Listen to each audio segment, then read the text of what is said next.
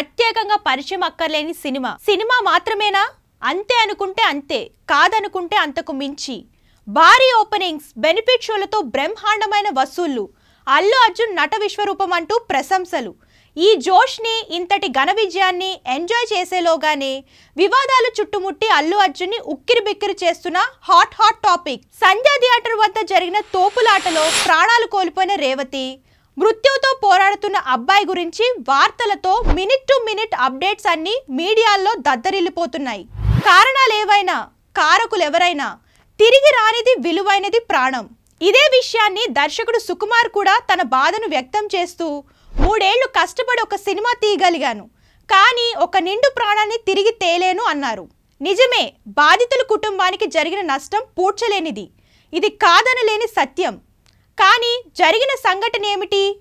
ఇది ఎక్కడ మొదలై ఎటుపోతోంది అంటే, ఇందులో మానవీయ కోణం కంటే అనేక రాజకీయ కోణాలు వెలుగు చూస్తున్నాయని రకరకాల టాక్లు వినిపిస్తున్నాయి. బన్నీ నట విశ్వరూపం, సుకుమార్ దర్శకత్వ ప్రతిభ, చిత్ర యూనిట్ 3 ఏళ్ల శ్రమ ఇవన్నీ పక్కన పెడితే చిత్ర కథ, హీరో పాత్ర అనేక విమర్శలు మూటగట్టుకుంది. ఈ పాత్ర ద్వారా సభ్య సమాజానికి ఏం మెసేజ్ ఇస్తున్నారంటూ పలువురు విమర్శలు గుప్పిస్తున్నారు.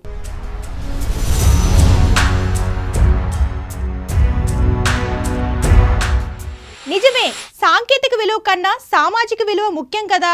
హాస్పిటల్లో ఉన్న చిన్న బాబుని పరామర్శించడానికి వెళ్ళకపోవడం తదితర కారణాలను వివరించడానికి ఏర్పాటు చేసిన ప్రెస్ మీట్లో అల్లు అర్జున్ తీవ్రమైన మానసిక ఒత్తిడిలో ఉన్నాడని చూస్తే అర్థమవుతుంది. ఇదే విషయాన్ని అల్లు అరవింద్ కూడా చెప్పారు. తాను ఈ చిత్ర విజయాన్ని కూడా ఆస్వాదించలేకపోతున్నానని భావోద్వేగానికి గురయ్యాడు బన్నీ. క్రౌడ్కి కారణం పోలీసుల వైఫల్యమని ఒకవైపు వారు, ముందస్తు సమాచారం లేకుండా రావడం హీరో బాధ్యత రహితమని మరోవైపు వారు విమర్శలు విసురుకున్నా, ప్రభుత్వంపై విమర్శలను సీఎం రేవంత్ రెడ్డి అసెంబ్లీలో తీవ్రంగా తిప్పికొట్టారు. ఇదే సందర్భంగా బెనిఫిట్ షోలపై కూడా స్పందించారు రేవంత్ రెడ్డి. ప్రెస్ మీట్లో ఎంత జాగ్రత్తగా మాట్లాడినా అల్లు అర్జున్ నోటి వెంట కొన్ని తప్పులు దొర్లాయని, అవి ఆయన్ను సెల్ఫ్ గోల్లోకి నెట్టేస్తాయని వార్తలు గుప్పుమన్నాయి. బాధితుల కుటుంబాన్ని ఏ ఒక్కరూ పరామర్శించకపోగా బెయిల్పై విడుదలైన అల్లు అర్జున్ని పరామర్శించడానికి సినిమా వాళ్ళంతా పోటీపడి క్యూ కట్టడం కూడా పలు విమర్శలకు దారితీసింది. ఏ విమర్శలు ఎన్ని వెల్లువెత్తవచ్చుగాక, సద్దుమణగొచ్చుగాక, కానీ పోయిన రేవతి ప్రాణాలు తిరిగి రావు. వారి కుటుంబానికి జరిగిన నష్టం తీరదన్నది కఠిన వాస్తవం. గతంలో చిరంజీవి సినిమాలు విడుదల సందర్భాలలో, సీనియర్ ఎన్టీఆర్ సినిమాలు విడుదల సందర్భాలలో ఇలాంటి తోపుల్లాట్లు జరగలేదా? అప్పట్లో ప్రాణాలు పోలేదా? అప్పట్లో సోషల్ మీడియా లేకపోవడం, అలాంటి సంఘటనలు వెలుగు చూడకపోవడం వల్ల ఇది విడ్డూరంగా అనిపిస్తుందని కొందరి అభిప్రాయం.